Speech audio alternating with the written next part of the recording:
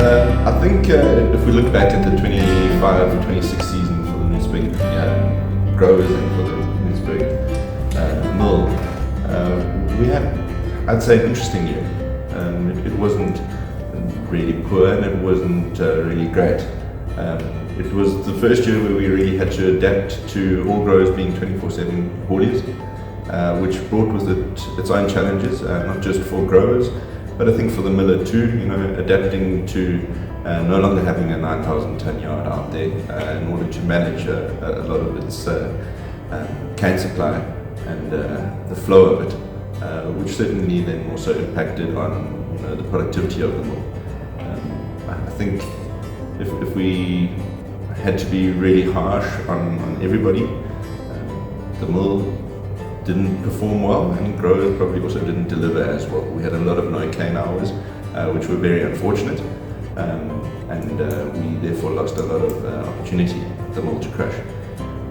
As a whole, we crushed just under 1 million tons of home grower cane, which may come as a surprise to the industry or to growers who don't know our area that well. We used to be a home mill cane area of around 1.3 million tons of cane, and in recent years, with all the troubles we've had with Ilovo, some growers have decided to actually move their cane over to UCL, which is great for UCL, and for those growers, obviously we wish them all the best, those who've moved across. But for the first time in a very long time, our mill only crushed 1 million tons, not because of drought or because of really poor performance, but just because the cane wasn't there.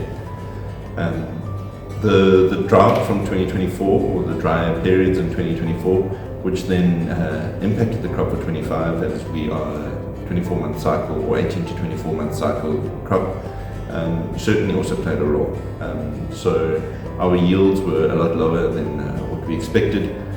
Traditionally we sit at around an 83 average, and last year we averaged only 74 tons, if I'm not mistaken, which is considerably lower.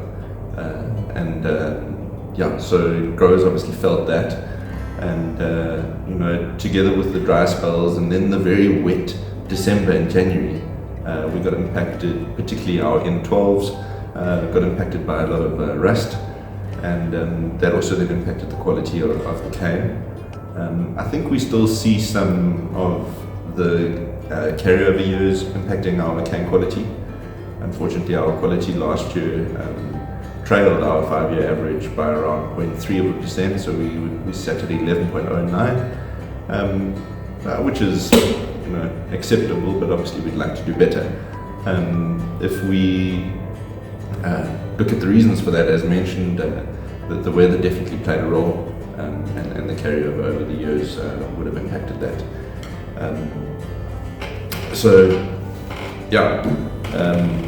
I think we should have had an easier year, but we didn't.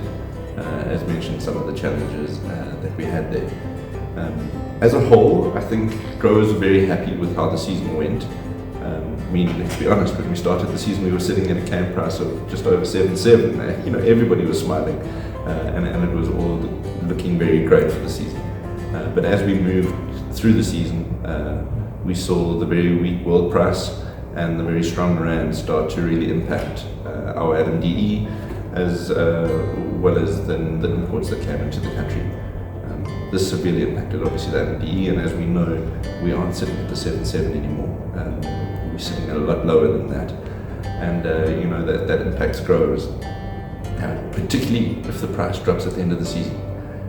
Most growers would probably prefer a cane price that starts out lower and ends higher, but obviously there's rules, or not rules, there's methods for us to adjust the cane price and how we look at that.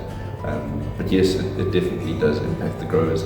A lot of growers may have maybe adjusted their replants or their fertilizer programs had they known that the cane price did drop as much as it has, if we had adjusted it earlier in the season.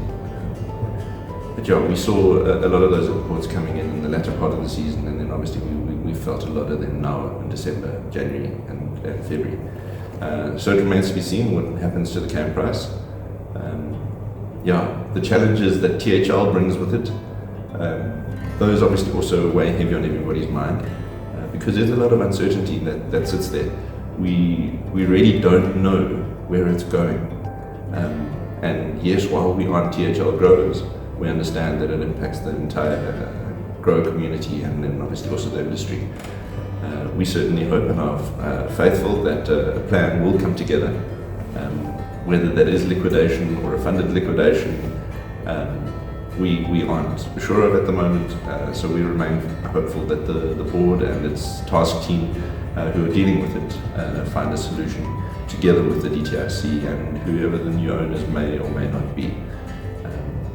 We are, waiting with the bated breath to see what comes next. If we go back to last season, I think as a whole, we would have been happy to have a higher RV, but obviously that's a little bit out of our control. That hampered the mill in terms of performance, and we certainly hope that this season will be a lot better. We are looking at a crop at again just under 1 million tons. There'll be some diversion coming in from Eston, and who knows what happens with the THL mills. And let's see if we can assist there, or we would probably want to assist if we could. There's a lot hanging in the air at the moment, which we don't know. And on the back of last season, we are in an industry at the moment that feels a little bit uncertain. But I think with the right leadership and the right people in the right places, we can certainly get to a stronger position than what we are at the moment. So I think our quality is definitely impacted by the fact that we are a rain-fed area, and that we really aren't in control of how the weather falls. In the last couple of seasons, we have seen a trend that is kind of developing, which shows that in our December-January period, we actually do get quite a bit of rain. Historically, we do get good rainfall in December-January, but it's been really big, heavy downpours of 100 plus mils, in a rainfall event. So those certainly play a role. If you then go into very hot weeks after that, which we've seen in this season again, those will certainly impact the quality of the cane. How to mitigate against those cane quality issues are probably ripen applications. It will be very interesting to see how ripen applications would have worked, particularly in the season we're going into, because we had relatively good rainfall in November, December, but then we dried out quite a lot in January. And from personal notes, I can tell you that we had our driest January in record since 1965. So we had a really dry spell in January, which traditionally doesn't bode well for ripening. So let's see what that does. I'm very keen to see what the numbers do for those growers who have applied ripeners. It's also going to be interesting to see what ripener has been taken up, because last year we concluded supply agreements with Ilovo, where a number of growers have signed up with Ilovo. I'm not quite sure on the quantum, but I believe it's around 600,000 tons of cane that have signed up with Ilovo for a 5-year or a 10-year contract. And in those contracts, Ilovo has actually agreed to subsidize some of the ripener. And so, let's see how many growers have taken that up, and if that ripener was actually applied. So that's going to be very interesting to see. Again, last year we saw the impact of the drier season, which was the 24 year, which was again very dry. That would have certainly impacted the cane quality of last year, and also the yield, which we saw in that lower 74 ton hectare yield. You remember that my opinion was that we carried the new faster growing varieties incorrectly. We carried those longer in those carryover years, And I think we're seeing the impact of that on the crop as we move forward. Your varieties like an N54 and N61 that have a habit to lodge, or even a 48. A 48 certainly getting or being phased out, so to say, but 54 is still very strong in our area. And the lodging and the uprooting it causes, it definitely plays a role in terms of the yield. In terms of the RV yield,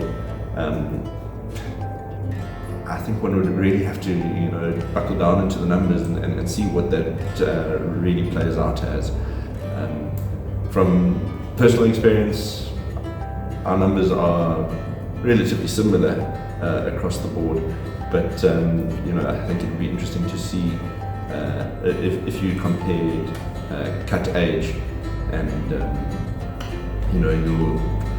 your RV tons per hectare on a monthly basis, and that's mainly what guys would probably go back to. What's my return per month, tons RV per hectare per month, and you'll probably find that's really good in the fast-growing varieties. But they certainly do bring some challenges with it. I know our neighbouring miller down the road, those millers, they really don't like 54. Rolf even mentioned it at the Sasri Centenary last year, where he complained about whoever developed N54, how difficult it is to mold that cane. But we have a lot of it in our area, both at UCL and Noodsberg, and it was taken up well. And I think it certainly does impact on our yield in terms of RV. But to really pinpoint it to a specific variety or to a cut age would be very difficult. But it would be interesting to take a look into that.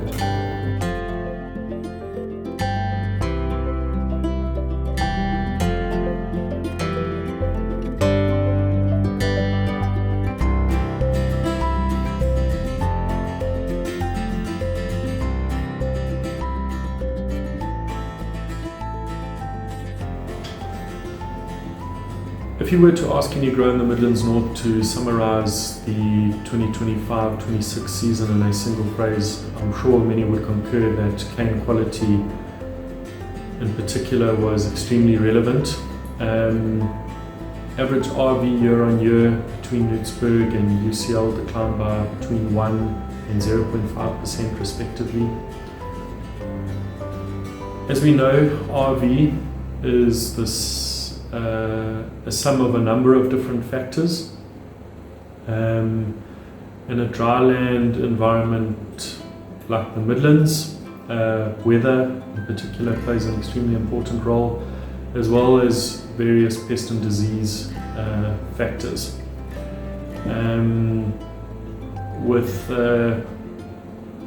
weather patterns becoming increasingly irregular and increasing instances of Aldana levels, for example, in the region, managing and maintaining cane quality was particularly difficult during the season.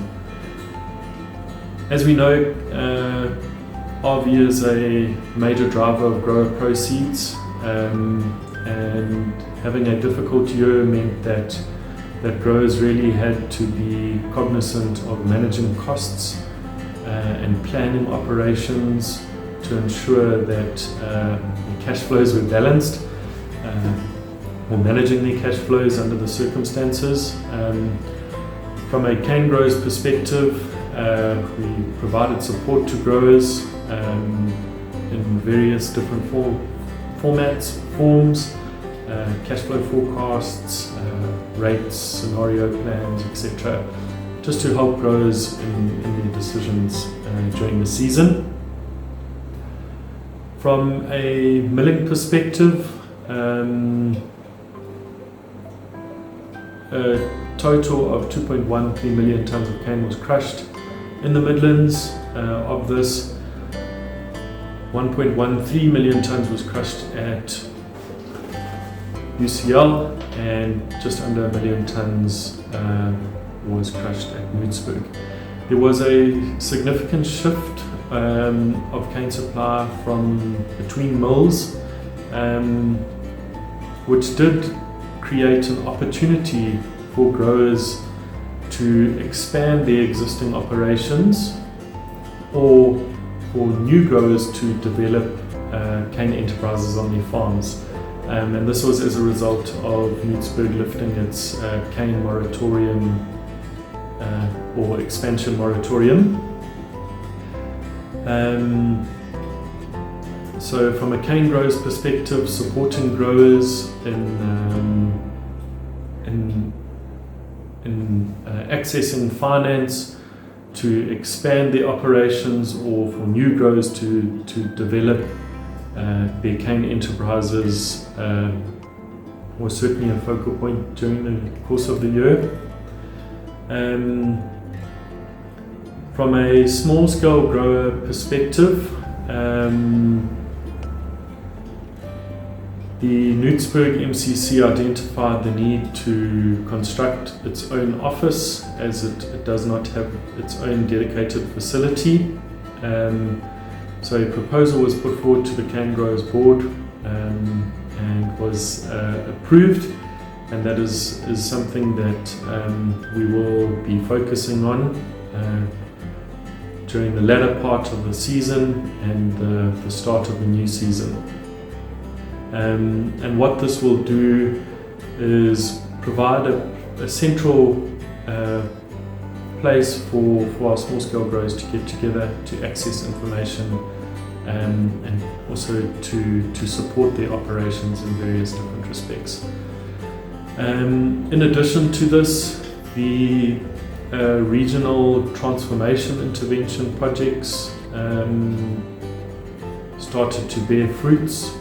For the Noodsberg small-scale growers, the need was identified to acquire new equipment to help get grower cane to the mill. So purchasing new bell loaders to support the loading operations for contractors. Compounding the effect of low cane quality in the region was a significant decline in the RB price during the course of the year. Growers were under increasing pressure to manage their cash flows, and contributing to this further to make matters worse was the uncertainty around the Tongaat-Hewlett business rescue process and the implication that would have on the wider industry. For growers in the region, the implication of this was felt in trying to access finance, either in the form of an overdraft or to access finance to develop or expand their operations as it became increasingly difficult. From a small-scale grower perspective in the region, the Noodsberg MCC currently lacks a dedicated office facility. A proposal was put forward to the SA Canegrowers board to acquire funds to construct an office that could support a central facility where growers can access information and different resources to support their operations. So the construction of the office is currently underway. And we look forward to seeing that project complete and the fruits that our growers will bear from that initiative. In addition to this, the regional transformation intervention projects were also a key focus area during the year. For the small-scale growers, the need to support the loading and extraction operations for growers was identified, and additional bell loaders were purchased to support the extraction of growers' cane and getting it to the mill.